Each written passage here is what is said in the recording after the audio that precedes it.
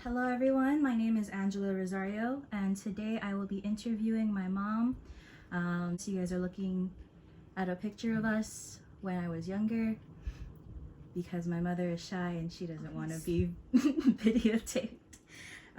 Okay, so I'm just gonna start. What was your childhood like, Mom? Childhood, like, what age are you referring to? Like, from maybe 5, 4 years old? Maybe like, since I know that you came From the Philippines. the Philippines, Correct. maybe like start from what was it like in the Philippines, and then what was it like coming to Guam? Okay. Well, in the Philippines, I left the Philippines when I was 11.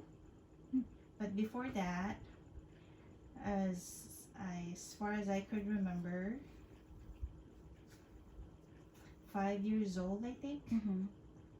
First time I learned how to cook rice at the age of 5, and other chores like cleaning the house and washing clothes. And I know, as far as I could remember, the same age I had to prepare like house stuff to like to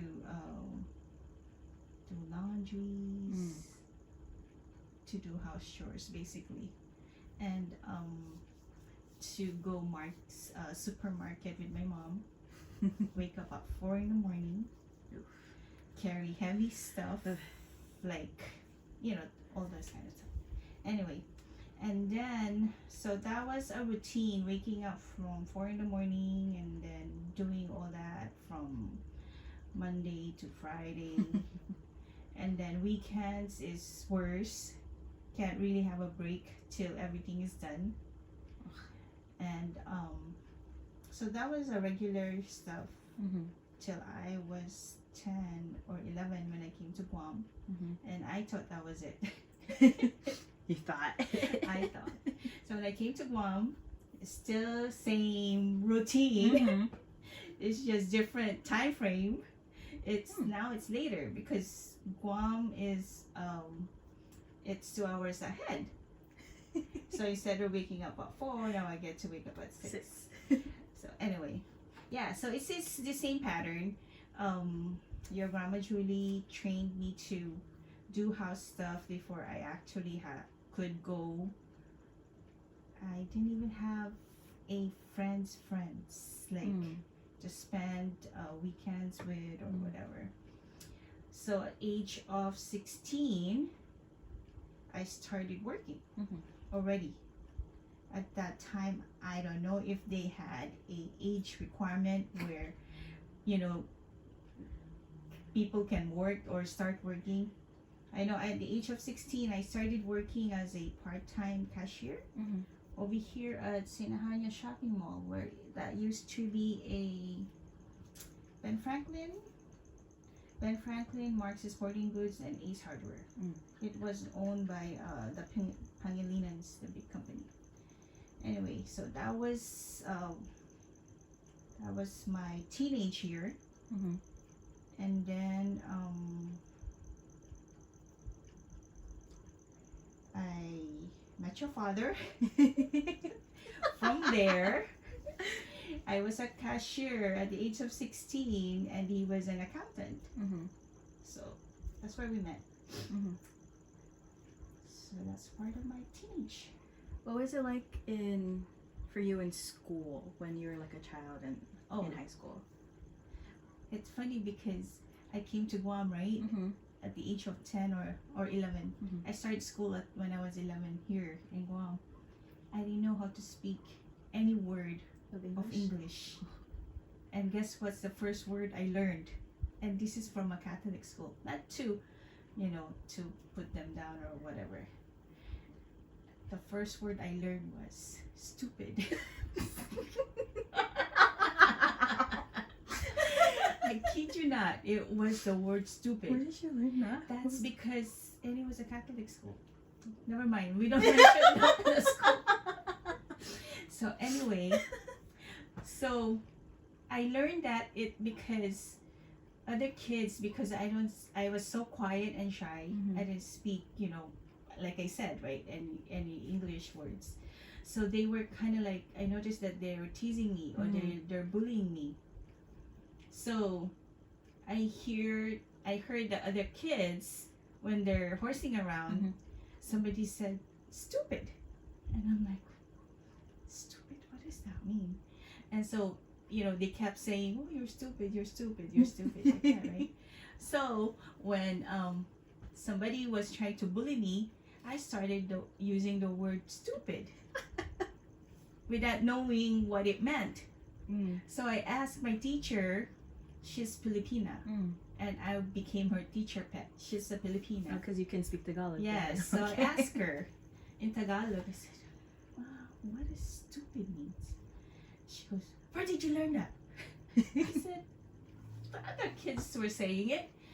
And she's like, never mind, don't say that. Especially when the nuns are around. Don't make them hear you say that. I said, okay. I said, so, of course, as a kid, Mhm. can't really prevent from saying those kind of words, right? Mhm. So that's how